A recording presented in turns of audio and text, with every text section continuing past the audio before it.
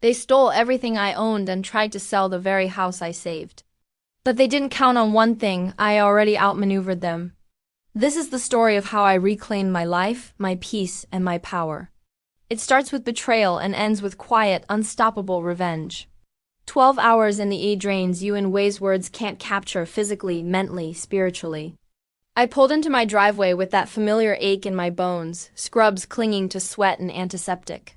The sun was setting in soft golds, casting long shadows across the quiet street. Mrs. Patterson waved from her dahlias, and I waved back with a half-hearted smile. But something was off. The curtains. The living room curtains were gone. Not pulled back. Gone. I brushed it off. Maybe Mom was cleaning them again. Her compulsive cleaning sprees were legendary, usually triggered by one of Dad's latest failed investments. I stepped out of my beat-up Toyota, grabbed my backpack, and headed up the walk. The same cracked stone gnome grinned from beside the steps. Dad's weird garage sale obsession. Everything looked normal from the outside. Then I opened the front door. Silence. Echoes. An unfamiliar hollowness. My footsteps rang louder than they should have. "Mom?" I called. "Dad?" No answer. I walked through the house and my stomach dropped, empty, completely stripped. The couch where Dad watched Sunday football? Gone. Mom's ceramic bird collection? Vanished. The hideous recliner my brother Brandon insisted on keeping. Not even that. No furniture. No family photos, no pots, pans, or even a damn shower curtain. Upstairs was worse, my childhood room bare. Only the height marks on the doorframe remained. The bathroom cabinet was empty too. Even my emergency Advil and tampons were gone. Back downstairs, something white on the hardwood caught my eye. An envelope, my name on it in Mom's handwriting. I opened it with trembling fingers. "Thanks for fixing our credit, loser. We're moving to Texas with Brandon. Don't call." I sank to my knees, the letter in one hand, the emptiness swallowing me whole. Then my phone buzzed. A message from a realtor. "Congratulations on listing your property at 4217 Oakwood Lane. Closing expected within 30 days. My house. They were selling my house. The one I'd saved with every penny and every sacrifice. And they left me with nothing but empty rooms and a broken heart. 7 months ago, I was sleeping in my car. Brian and I had just broken up after 3 years, and with nowhere to go, I was saving every dime for a cheap apartment. It was rock bottom, but I was climbing out. Slowly but surely. Then Mom called. It was 2 a.m., her voice thick with panic. "We're going to lose the house," she sobbed. "Your father made some bad investments. We're $325,000 in debt, the house. The place with pencil marks tracking my height on every doorframe. The kitchen where Mom taught me to bake. The yard where Dad taught me to throw a baseball. I couldn't imagine it being gone. I didn't want to imagine them homeless. What happened to Grandma's inheritance?" I asked. Silence. Then, "It's gone." She whispered it like a confession. I knew what that meant, Brandon. His sports bar dream had eaten our family's legacy alive. But no one ever blamed him. He was always finding his path. Meanwhile, I was busting mine on double shifts. Despite the anger, I couldn't let them lose everything, so I offered to help. I'd picked up overtime at worked until my legs swelled and my back screamed. Maxed out my credit cards, canceled my dental insurance, ate ramen 5 nights a week. Every paycheck went toward saving the house. They thanked me publicly. Mom posted smiling photos on Facebook. Family triumph over financial hardship. There was a dinner in my honor, champagne, steak, even cake. But they spent most of the evening praising Brandon's new business idea, like his first failure hadn't burned $80,000 of inheritance. I sat there, invisible in my own victory. That night, something inside me snapped. I realized I wasn't part of their family. I was just their lifeline. The one they called when things went wrong. The one expected to bail them out, again and again, without recognition or respect. So I got smart. I researched property law, refinancing, ownership rights. I knew they were too distracted by their fake recovery story to notice the paperwork I handed them. "It's just a temporary title transfer," I told Mom, "for tax purposes." She hesitated, pen hovering. "You'll transfer it back?" she asked. "Of course," I lied. And just like that, the house was legally mine. I thought I'd done something bold, maybe even foolish. But sitting there on the floor of an empty house, letter in hand and walls echoing with silence, I realized it was the smartest thing I'd ever done, because they didn't just leave, they tried to erase me. But I still had the one thing they didn't know they'd given up: control. The night after I found the house empty, sleep refused to come. I curled up in the back seat of my Toyota, the silence of the street buzzing louder than any alarm. My brain spun in circles, trying to make sense of what they'd done. But the longer I sat there, the clearer it all became. They weren't just running from debt. They were trying to profit from my sacrifice. They were selling the house I'd saved, hoping I'd be too busy or too trusting to notice until it was too late. Except I'd already outplayed them. 7 months earlier, during one of Mom's desperate phone calls, I suggested we refinance the house to protect it. What I really handed them was a quitclaim deed transferring the entire property into my name. No cosigners, no shared titles. Just me. I told them it was temporary, just for tax advantages. Just a formality. They signed it. They never asked to see it again. Back then, I wasn't sure if I was paranoid or proactive. Now I realized I was just prepared. I dug through the scattered mail they'd left behind. Bills, coupons, a thick manila envelope from Bayview Realty. Inside, the final contract and closing instructions. Listing price, $450,000. Already under contract. And not a word to me. My phone buzzed with another Facebook notification. Mom had posted a photo of the three of them in front of a modest ranch-style house in Texas. New beginnings in the Lone Star State. So grateful to be free. Texas flag emojis and fake smiles. They had already moved on, literally. They thought they were free. Until the realtor's assistant called. "Hi, is this Hallie Cruz?" she asked, voice chipper but cautious. "Yes," I said slowly. "I'm calling to verify a title discrepancy. It appears you are the sole owner of the property at 4217 Oakwood Lane, but we've been working with your parents and brother. They're not on the title," I said. A pause, then that would explain the flag on our legal team's report. A wave of relief washed over me. They couldn't sell what they didn't own. And they didn't own this house. I did, legally, permanently. I hung up and stared at the empty living room, bare floors glowing in the late afternoon light. This space used to feel warm, even with all its chaos. Now, stripped of all their possessions, their presence, it felt like a blank canvas. They had taken everything tangible. But they left behind what mattered most: proof of ownership, legal control, and the space to start over. The guilt I'd been carrying for years about not doing enough, not being enough, started to crack under the weight of truth. I hadn't failed them. They had failed me. I wasn't the selfish one. I was the only one who ever gave. And now it was time to take something back. My phone buzzed again. This time, a text from Brandon. "Mom says you're being dramatic again." Just chill. I stared at the screen, then at the barren walls. Dramatic? They'd stolen everything I owned except the clothes on my back and had the audacity to call me dramatic? The sun dipped below the horizon, casting shadows across the hardwood floor. And in that growing darkness, I didn't feel helpless anymore. I felt powerful. Because for once I had something they wanted, and I wasn't giving it back. Not this time. It started with the guilt texts. First from Brandon. "Dad's blood pressure is through the roof. Just fix this before he ends up in the hospital." Then Mom. "We sacrificed everything for you. You're tearing this family apart." Each message dripped with emotional manipulation like a script they'd rehearsed. The subtle blame, the veiled threats, the gaslighting textbook. But the thing about spending your life being the family fixer is that, eventually, you learn to recognize when the problem isn't yours. 3 days after the realtor call, Uncle Greg showed up on my doorstep. Cadillac idling in the driveway, his usual forced smile stretched across his face. "Just here to talk some sense into you, honey." I didn't open the door. After a few minutes of awkward knocking and half-hearted persuasion, he wedged a business card into the doorframe with a scribbled note. "Your parents raised you better than this." I didn't respond. I didn't need to. Because behind the scenes, I was preparing for war. I wasn't interested in public meltdowns or online drama.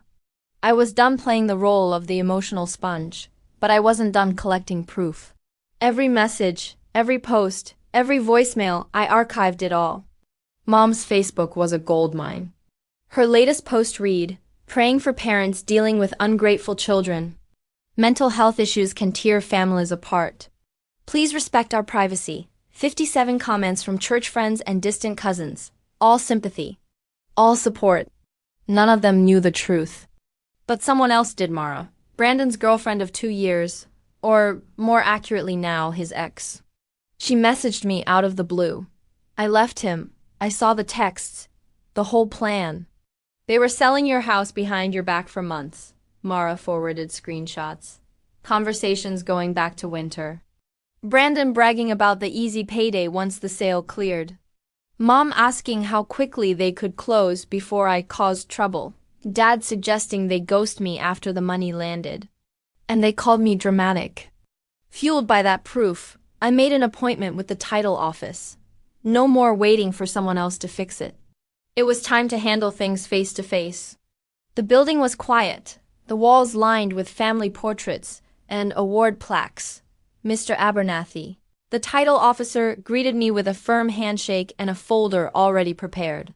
"I've reviewed your documentation," he said, flipping through the paperwork. "The quitclaim deed is in perfect order. The mortgage records match your name. Your payment history is impeccable." I nodded, heart pounding. "So the house is legally mine?" "Absolutely." Then he added, "Your parents have requested a conference call. They've been persistent." I didn't flinch. "Let's do it." He placed the call on speaker. It rang twice before Dad's voice blared through the room. "She's being completely unreasonable. We raised her, fed her, housed her. This is how she repays us." "Mr. Cruz," Abernathy cut in calmly. "Your daughter is in the office with me. You're on speaker." A stunned silence. Then Mom's voice, soft and trembling. "Howie, sweetheart, how could you do this to us, after everything we've sacrificed?" Abernathy answered before I could. "Mrs. Cruz, the documentation shows that your daughter paid $325,000 to prevent foreclosure. She holds the title. You and your husband signed it over willingly. She tricked us," Dad barked. "She said it was for taxes." "The document is clearly labeled as a quitclaim deed," Abernathy said, not missing a beat. "It was notarized and witnessed. There's no ambiguity." I took a deep breath. "I didn't trick anyone. I saved your home. You tried to sell it and leave me with nothing. You'll regret this," Dad growled. "We needed that money." "You owe us." "No," I said quietly. "You owe me." Mom began to cry. The same tearful cadence she used when bills came due. When Brandon failed again, when anything went wrong and I was expected to fix it. But I didn't flinch this time. Abernathy slid a box of tissues across the table, but not toward the phone. Toward me. "This conversation is over," I said, and ended the call. I left the title office with a certified copy of the deed in my bag and something even more valuable in my chest piece. They had tried to erase me, but I made sure my name was the only one that mattered. The day after the title office confirmed my ownership, I stood in the middle of my empty living room and realized I had no furniture, no dishes, not even a shower curtain. But I had something far more powerful. I had proof. I had peace. And I had people who cared. That night, Jennifer showed up, my A colleague. My friend, she didn't knock, just walked in like the place was already hers to care for too. "Got you an air mattress and some Thai takeout," she said, dropping a bag in a big plastic-wrapped box by the door. "You're not doing this alone." I didn't even try to argue. I just hugged her, and for the first time in days, I cried for the right reasons. By the end of the week, my coworkers formed a quiet rescue mission of their own. Mike from radiology arrived with a beat-up green couch in the back of his truck. "It's ugly," he warned, "but it's comfortable as hell." Emma from pediatrics brought mismatched kitchen chairs. Someone else dropped off a microwave. Another left a box of silverware and 2 chipped coffee mugs on my porch with a sticky note that said, "We got you." Mrs. Patterson, my next-door neighbor, reappeared with a cardboard box. "I saved what I could," she said, handing me old family photos she'd swiped from a donation pile Brandon had tried to toss. Saw them loading the truck at midnight. I knew something was wrong. She stayed for tea. Not to pry, not to gossip, just to sit in silence with someone who had seen it all happen from across the lawn. And Mara, sweet, trembling, guilt-ridden Mara, sent more texts over the next few days. Screenshots, timelines, voice notes. They planned it all, she admitted. Your mom told Brandon to play nice with you until the closing cleared. She called it a necessary deception. I'm so sorry, Hallie. I didn't know what to say. So I just said, thank you. And I'm glad you left, she responded. Me too. For the first time, I realized something I hadn't dared to believe. I wasn't alone. Not anymore. My real support system wasn't made up of blood ties or childhood memories. It was made of people who showed up, who carried furniture, who didn't expect me to set myself on fire to keep them warm. That weekend I changed the locks, installed a security system with motion sensors and cameras, every door, every window. It took me 3 hours and every penny left on my last working credit card. But when the deadbolt clicked into place, it felt like armor. I repainted Brandon's old room seafoam green, covered up the fading basketball posters with soft, fresh color. It reminded me of the Oregon coast, my place of peace during nursing school. With every brushstroke, I reclaimed a little more of the space they'd tried to steal. The kitchen, once filled with the scent of Mom's apple pie, now smelled like paint, takeout, and lavender cleaner. I reorganized drawers, bought a single cast iron skillet, hung a calendar on the fridge. Small things, but they were mine. I even found the courage to pull down my parents' wedding portrait from above the fireplace, wrapped it in an old t-shirt and placed it gently in the attic. In its place, I hung a photo I took from the hospital parking garage, Portland's skyline at dawn. A reminder of where I stood after night shifts, of everything I'd built, despite them. It wasn't much, but it was mine. Dr. Winters approved my request for extra shifts. Holiday pay would help me start rebuilding financially. He didn't ask questions. Just said, "You're one of the strongest people I've ever worked with. Let's make sure you're taken care of." I nodded. Couldn't speak past the lump in my throat. That night, I lay on the air mattress in what used to be my childhood bedroom. Now stripped bare except for a lamp, a box of books, and me. But it didn't feel empty anymore. It felt like a beginning. Outside, rain tapped against the window. Inside, I felt something settle inside me, solid, calm, grounded. I wasn't rebuilding just a house. I was rebuilding a life. And this time, it would be on my terms. It started with the headlights. One late October night, rain pelting the windows in sheets. I was curled on the couch reviewing patient charts when I saw them, 3 beams sweeping across my living room wall. Then doors slamming, footsteps. The doorbell rang before I could check the camera feed. But I already knew. My phone buzzed security app notification. Motion detected at the front porch. I opened the feed. There they were. My mother, mascara streaked and soaked through. My father slouched and silent. Brandon, jacket dripping water onto the welcome mat I'd bought 2 weeks ago. I didn't move. Not at first. Let them stand in the rain, I thought. Like I had stood in an empty house staring at blank walls and betrayal. Like I'd slept in a car and stretched my paycheck into silence. But something shifted inside me. Not pity, not forgiveness. Power. I opened the door. Mom moved first. Hallie, thank God, we have nowhere else to go. The Texas situation. It fell through. Dad looked smaller than I remembered. Slouched, defeated, like someone who had finally run out of second chances. Brandon, on the other hand, stomped inside without permission. "You need to fix what you broke," he snapped, flinging rainwater onto my hardwood floors. "We had to sell the car just to get back here." I said nothing. Just stepped aside and let them inside. Let them see what was missing. The home they once stripped bare now held mismatched furniture, hand-me-down dishes, and a quiet sense of peace. But it was undeniably mine. "After everything we've done for you," Mom whispered, her voice already climbing to that familiar pitch of guilt and self-pity. "We changed your diapers, paid for school, put a roof over your head." I motioned for them to sit. They exchanged confused glances but followed me into the living room. Dad's eyes flicked toward the fireplace, where their wedding photo had once hung. Now a framed copy of my nursing license occupied the space. I sat across from them, folder in hand, calm, clear. When I was 16, I began. I crashed Dad's car. Remember, you grounded me for 3 months. Made me work weekends to pay off the damage. Dad shifted in his seat. What does that have to do with? You taught me about consequences. About responsibility. I opened the folder and placed documents on the coffee table. So I kept track. First, the bank statements. Highlighted, tabbed. $78,000 in mortgage and tax payments over 7 months, I said. Next, credit card statements.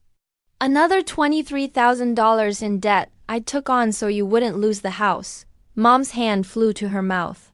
Hallie, we never asked you to. No, you didn't. You just let me.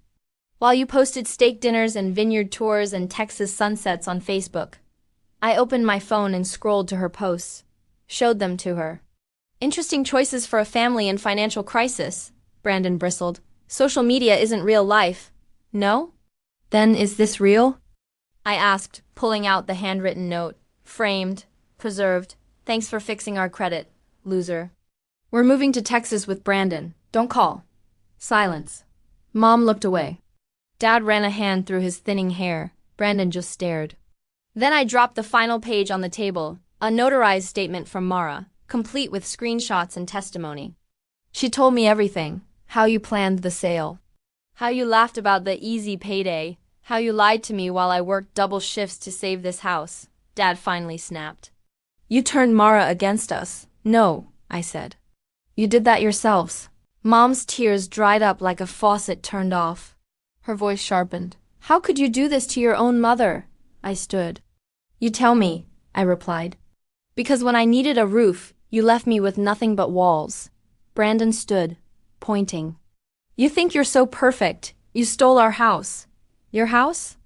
I asked, stepping toward him. The house I paid for? The house I legally own. The house you abandoned? His mouth opened, then closed.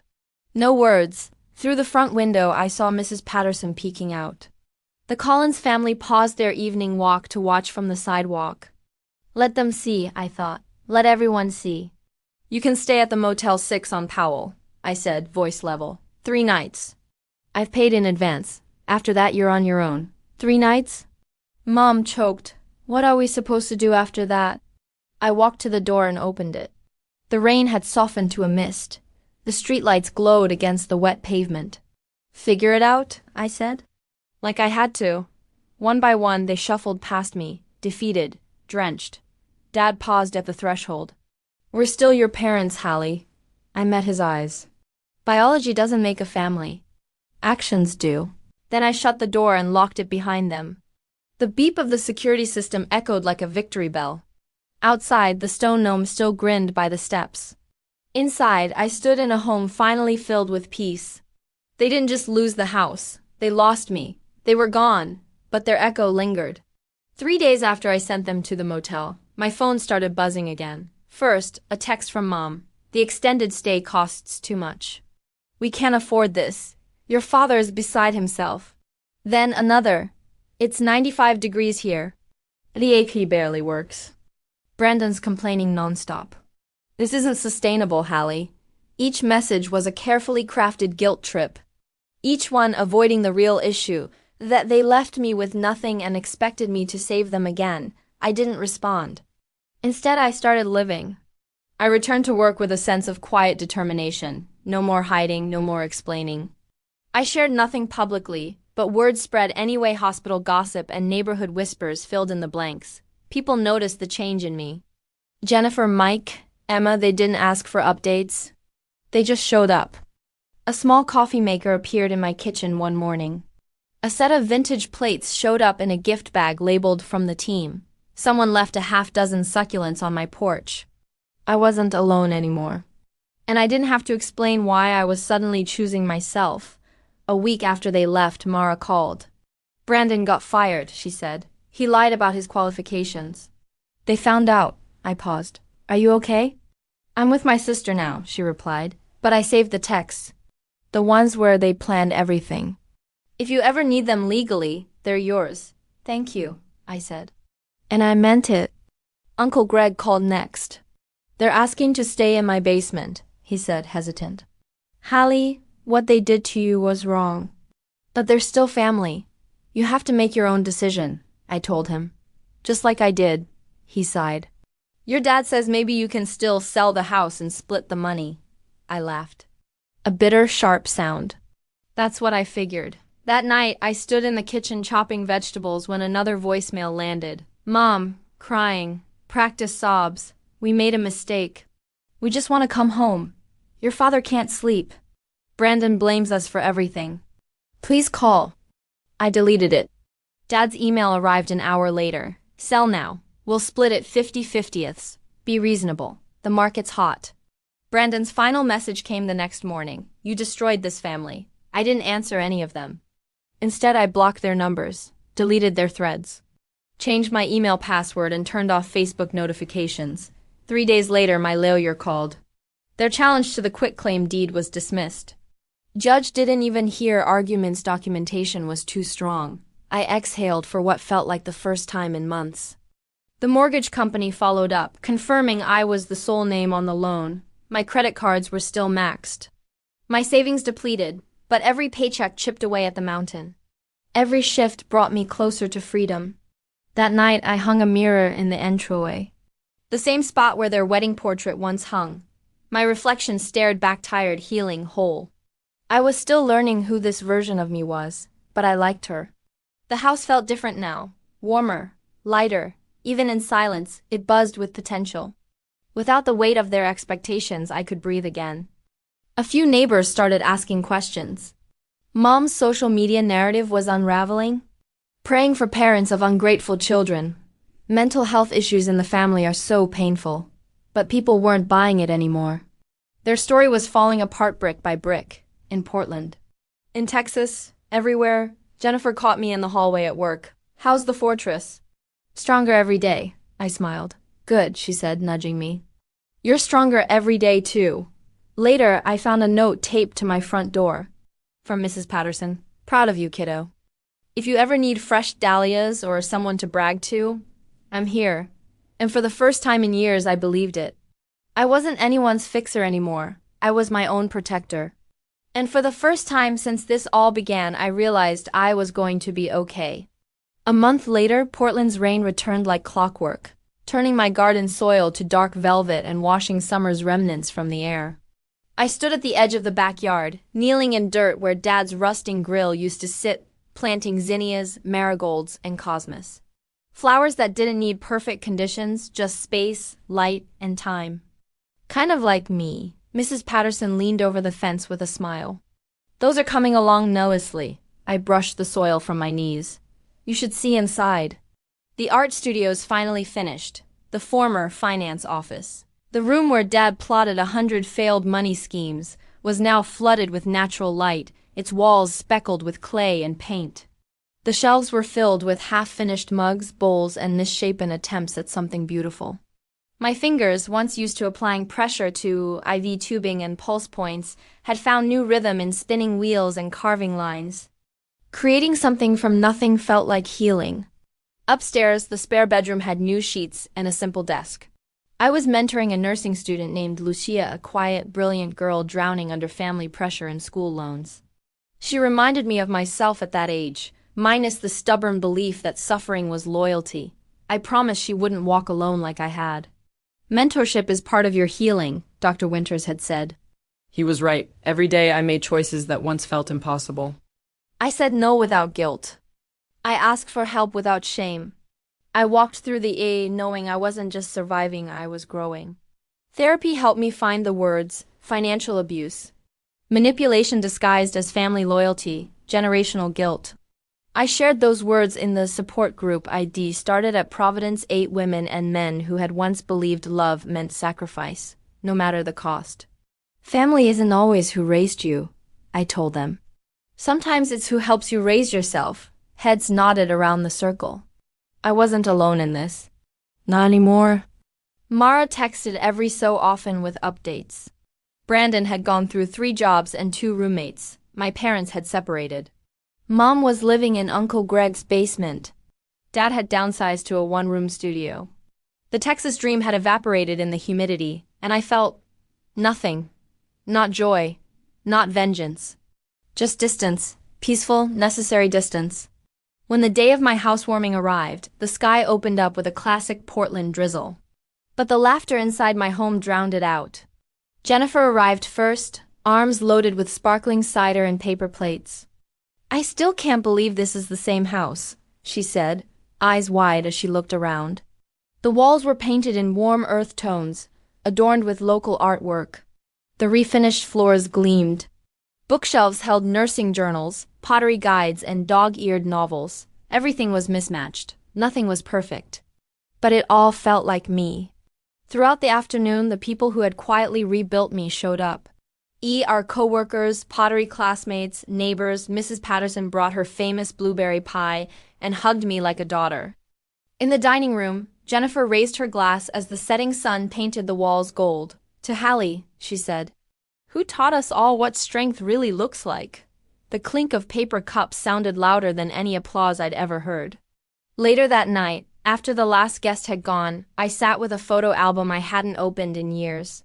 Pictures from my childhood mom smiling behind birthday cakes, Dad holding me on his shoulders, Brandon in graduation robes. I didn't throw them away. I didn't burn the past. I reframed it not as a wound, but as a chapter. I placed the album on a shelf next to a photo of the Portland skyline, and a sticky note that said, "You are not what they did to you. You are what you survived." On the porch swing, I watched fireflies blink through the dusk.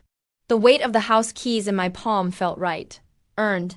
The garden would bloom next spring, and the spring after that. Roots deeper than any storm could reach.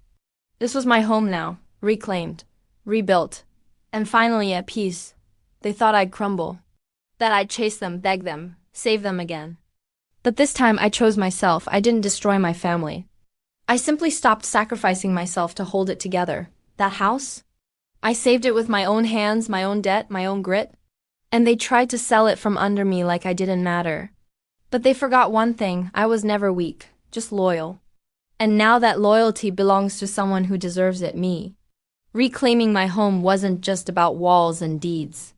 It was about identity, boundaries, power. I rebuilt more than a house. I rebuilt myself, brick by brick, truth by truth. And now, when I walk through that door, I don't hear echoes of betrayal anymore. I hear peace.